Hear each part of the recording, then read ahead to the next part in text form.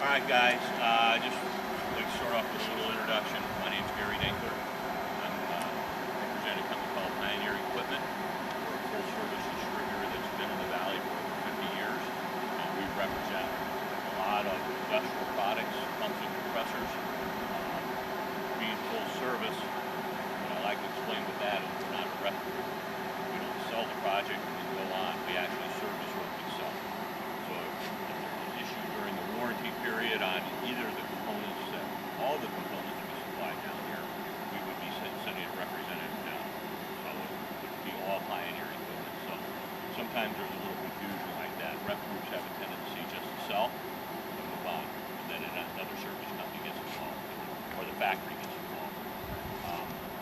In this particular case here, we've got a 4-pump system, vertical turbine pumps, commonly known as VTP. And what I've handed you are 2 items on the pump. One is the supplied equipment and all the components that we supplied here. I'm not going to go through it page by page. We'll go through a description. What we're really here to talk about is safety and maintenance on this stuff, which I think is what everybody's full intent is.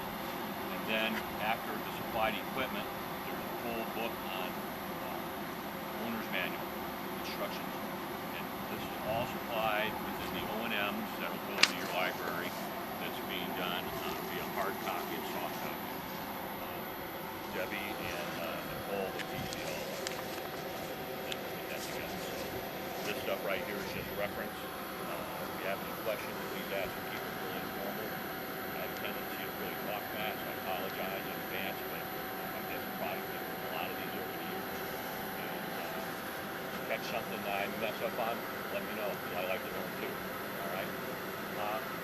One of the first things I like to start out with, I like to bring this cutaway of this vertical turbine pump. It's really a small unit, but a lot of times nobody ever sees what's below the cans here, the discharge heads.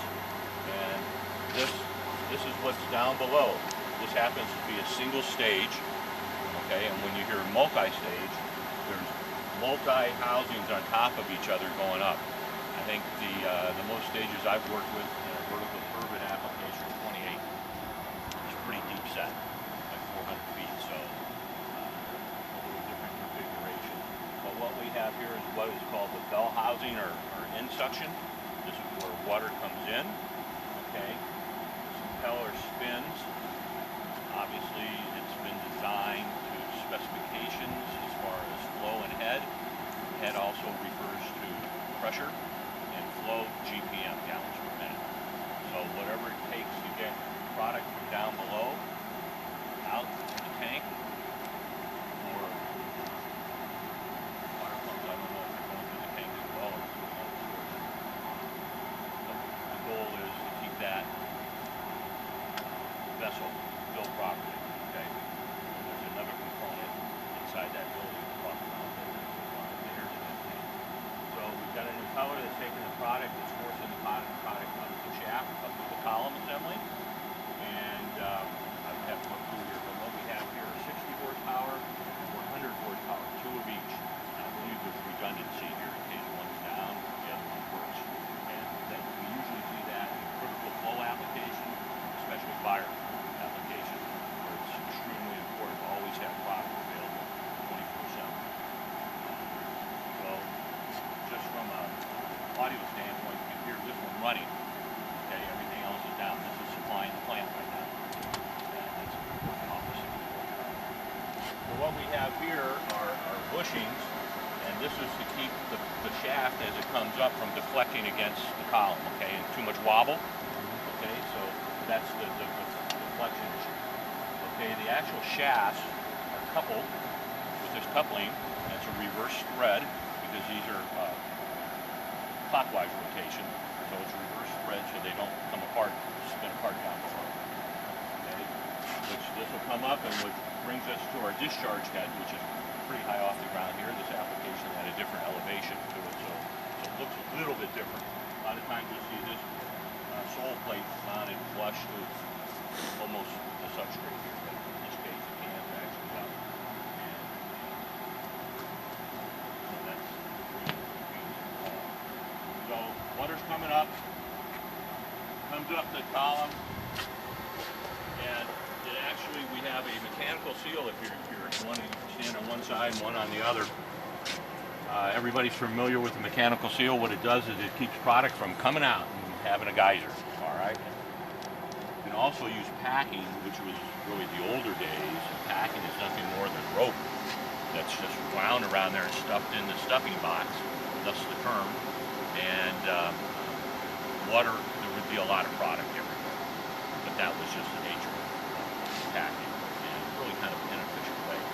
Mechanical seals came along. They've gone through various revisions throughout the years.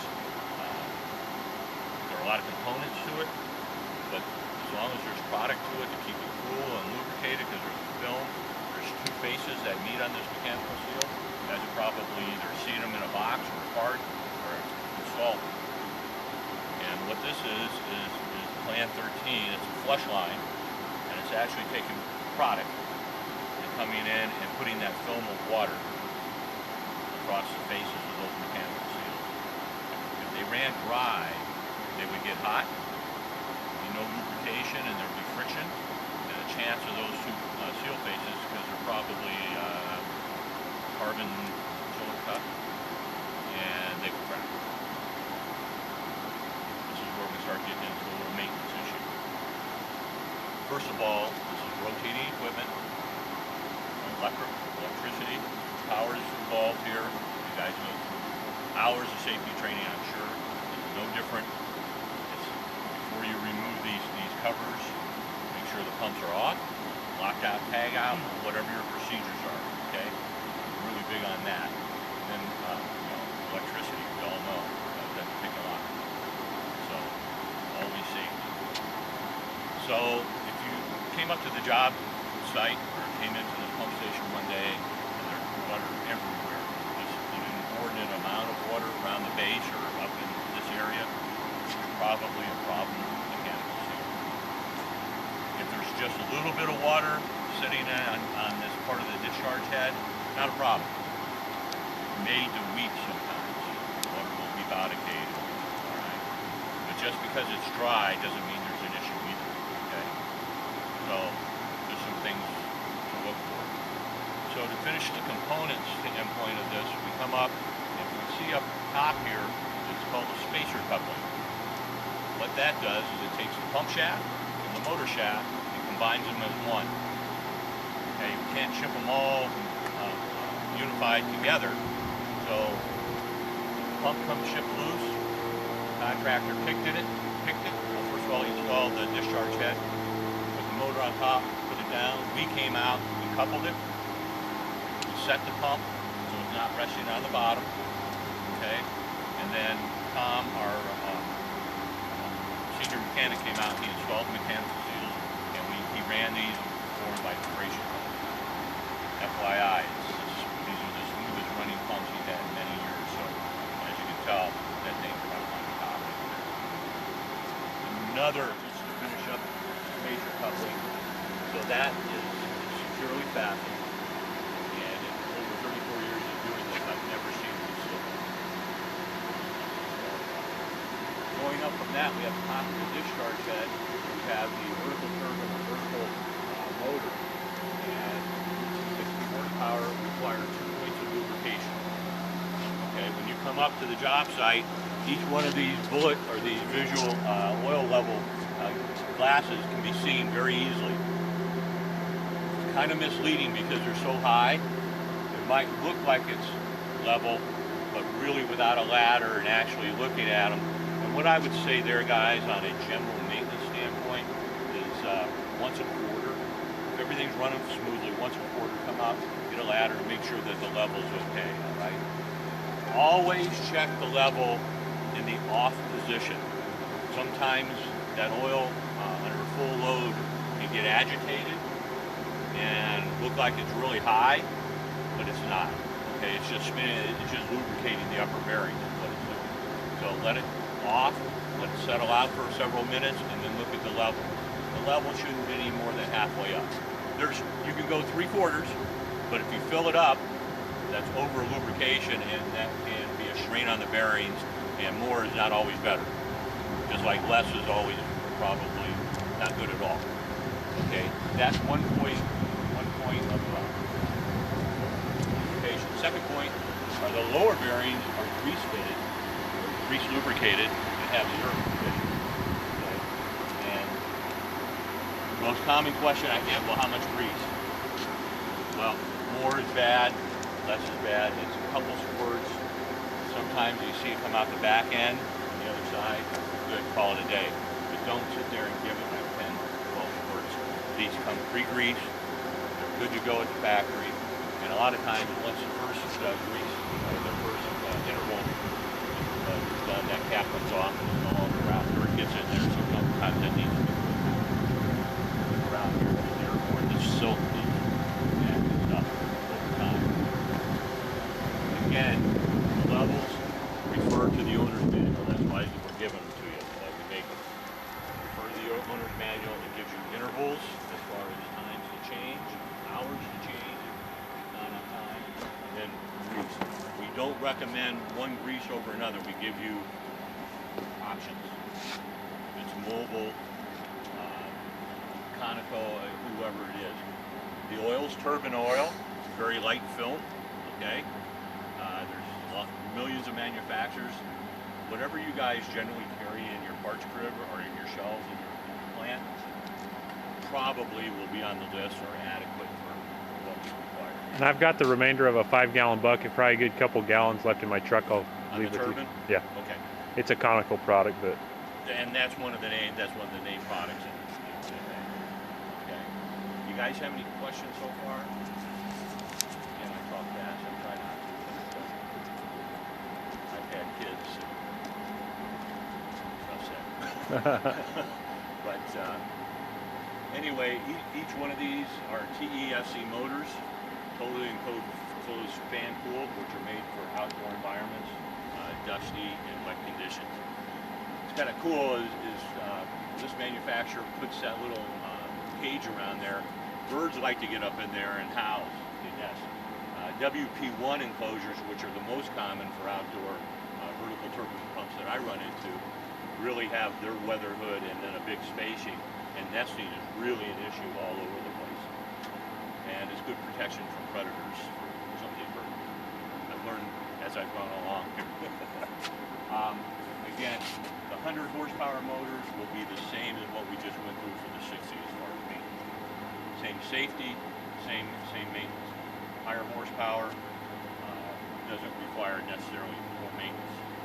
Sometimes in our hot summer months, sometimes that grease can ooze out, get very viscous, and just kind of leave a little bit. So a little more checking when you come to the job site.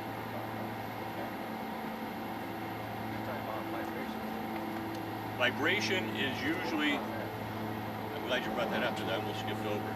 Part of the maintenance on this is visual and hearing, audible. Okay. Listen for strange noises. What you hear right there is perfect. If you hear a bunch of gargling sounds or really like rocks are being pumped, that's an issue. It's probably cavitation, which means air is getting entrained and air bubbles are hitting the eye of the impeller up inside there, and over time those air bubbles will act like a sandblaster and actually eat that impeller away. You guys have probably seen that. It's really common on end suction horizontal pumps, which you kind of see in pool pumps, or you see in other applications where the motor's hanging off the end here and the volute is out front, the wet end's out front here. Sometimes a lot of air gets entrained and you hear rocks or gravel in there, and that's generally cavitation, a bad phenomenon. Okay?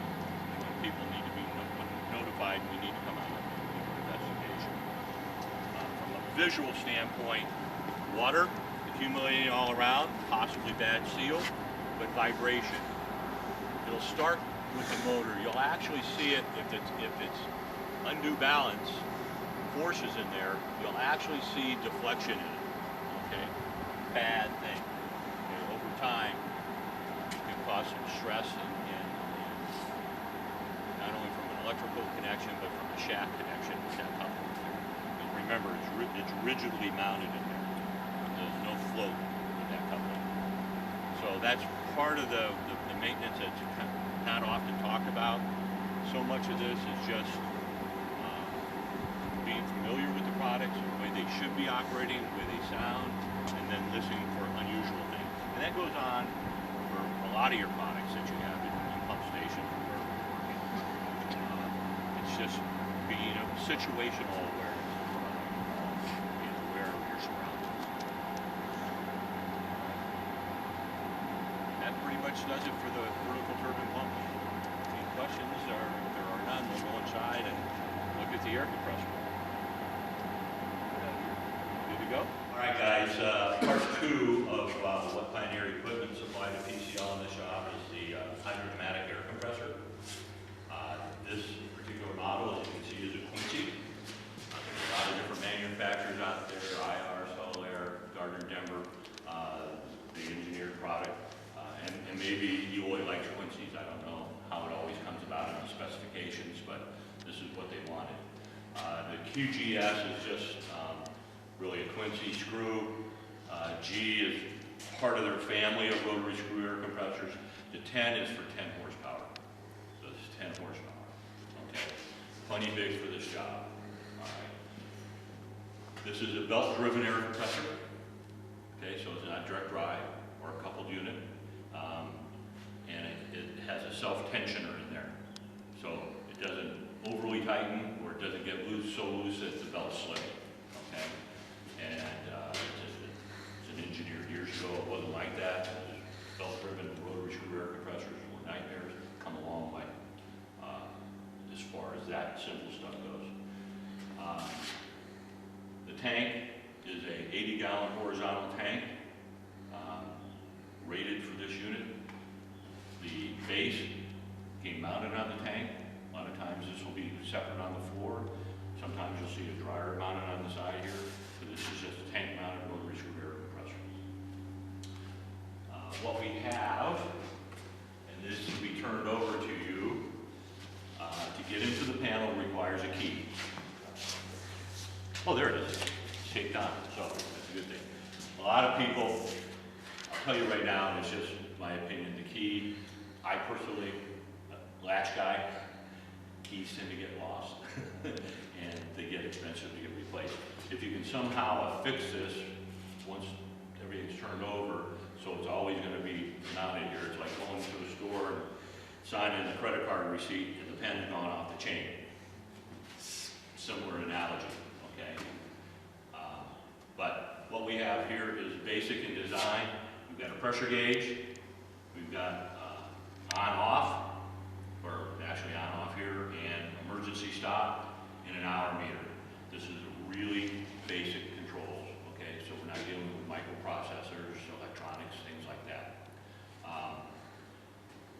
This system is designed to automatically turn on and turn off. As the level in the tank rises and lowers, that's what this does. This overpressurizes the tank, or puts a compressed air or pressurized blanket of air over water. Okay. So what we have, obviously, power in and safety. All right, guys. Here's your disconnect. Lock out, tag out before you get involved inside there. Rotating components. All right. Ball valve. Right now, it's in the off position, closed position. I guess no air is required for the tank lane. Okay.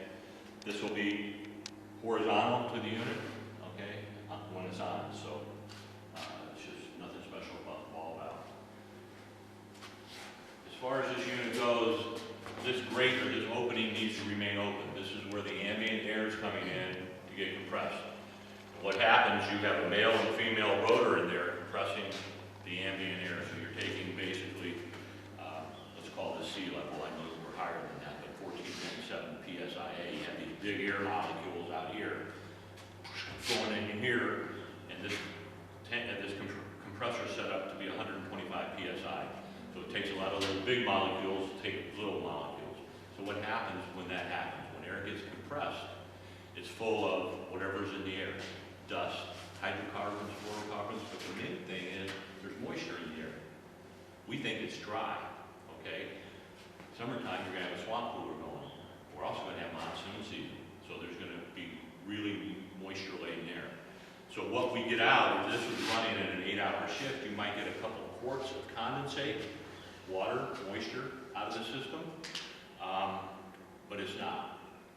This rarely kicks on and off. They don't operate that often, only on initial fill of that tank. Okay, once it's filled and your water level goes up and down, this just comes on, hits that design point, kicks back off again.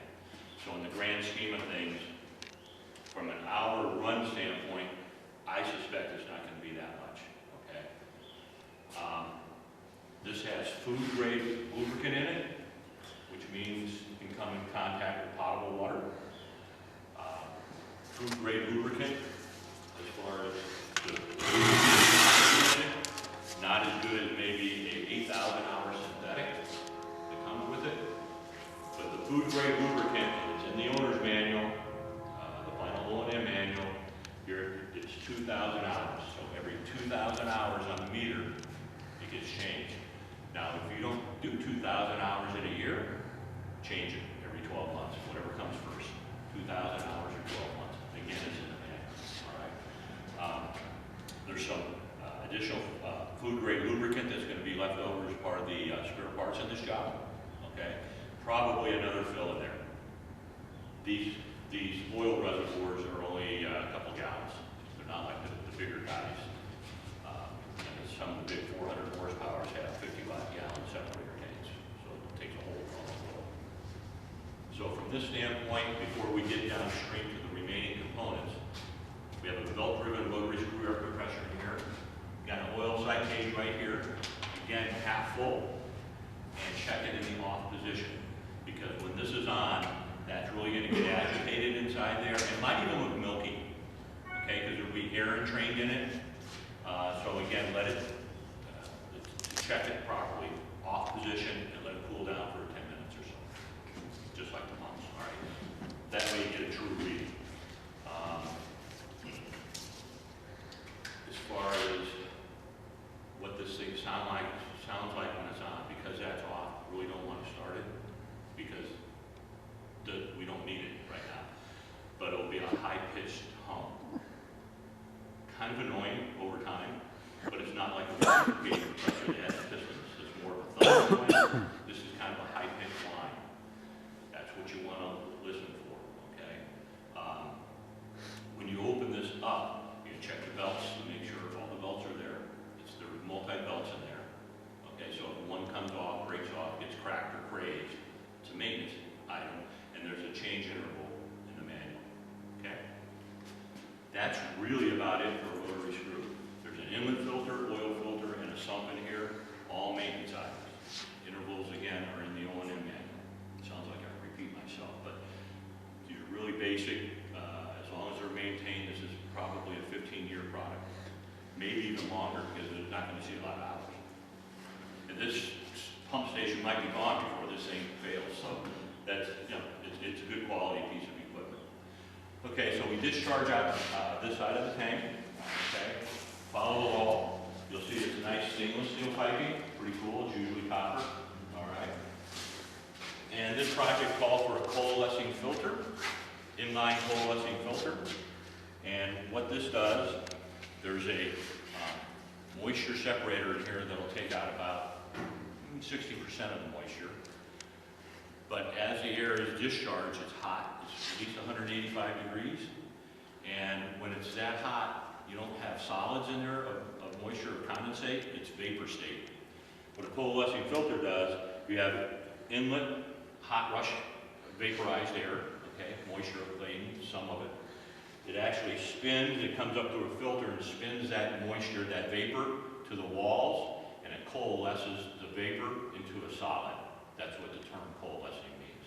It takes vapor, makes it a solid. Down here, you have a basic drain. It's called petcock. You've seen them many times before. If you have a home compressor or shop compressors or something. This needs to be opened up manually and drained. If, once this job's turned over, you want to put an auto drain in there, they're accessible, and it actually, as the condensate rises in the bowl to a certain level, then the compressed air will force it out, so it's not a manual drain anymore, it's automatic. Designed to go into this cup and out to a common receiver or discharge area outside. A maintenance item, there's a differential gauge. Green, yellow is okay, but as it starts slipping towards the red, it's time to think about changing the element out.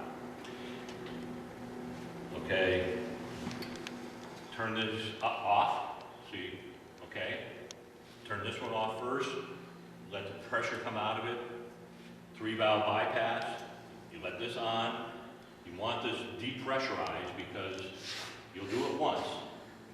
I raised my hand, I've done it. Young kid, man, I'm sitting here about you guys, and I gotta get this, a couple guys standing around, and I'll get this off. And I finally got it to break. There's this threaded connection. Boom! It was under pressure. I needed some toilet paper. It gets your attention once, okay? And I want to say these lines will be hot, okay? Not as hot as a reciprocating compressor, but just be careful you're dealing with hot compressed air. So we depressurize it, unscrew it. The filter element that goes up inside this top housing just spins out. Spin a new one in, put it up, screw it back on, make sure it's snug. Open this back up, make sure this is off, because it's common to leave this open when you bypass. Close it off, and we're good to go downstream again. Next mechanical piece is the regulator. Adjustable knobs down below. Whatever design pressure it is for that tank. 65. And the specifications, okay? That's what you want to regulate it down to, this really nice pressure gauge. There's Ashcroft, very accurate, ±1 PSI.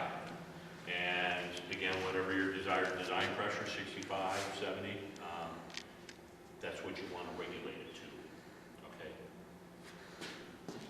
And then it's out, discharged out, so we're seeing air coming up here, that's how it's sensed, but most of the air is going out to the tank. Okay?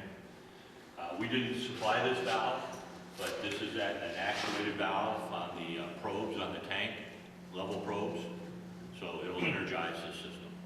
Okay? Any questions so far? I'm sorry? Oh, right here? Yeah, it's an auxiliary, it's nice flex connector to be able to, if you're working on something in here and have impact wrench or sand or whatever, blow off, you get a hose, you want to blow the room out or something like that, that's a nice little feature right there. Really makes it handy for auxiliary use. If you didn't have that, you could always do something on one of the other connections off the tank too, so we have multiple choices. We put our name on all this for easy contact. If you don't happen to be carrying the O&M manual with you, our name's on here. We have service, emergency service for 24/7. Holidays, weekends, we allow 2-hour response time. Our service manager carries the phone, and we allow them a little personal time. But usually when something breaks, it's Christmas Eve, New Year's Eve, day before Thanksgiving, that type of, you know how it goes, you call out. Most crazy time. It's like Friday, I was called out to renting mine, and I had to leave Sunday afternoon. Didn't care for that at all. Just got back from there late last night. But anyway, again, the safety can press upon that enough on all the products that we have on this job. And it's a great sticker. I've never seen this before on a compressor. It's awesome. It just tells you right away. But it's as you get common with the system, it'll go from there. Now you can teach your fellow workmates. Come out here and do it. You haven't been lame. But it's really a basic system, and not rocket science. So all good? Yes, thank you. Great. Well, I appreciate your time.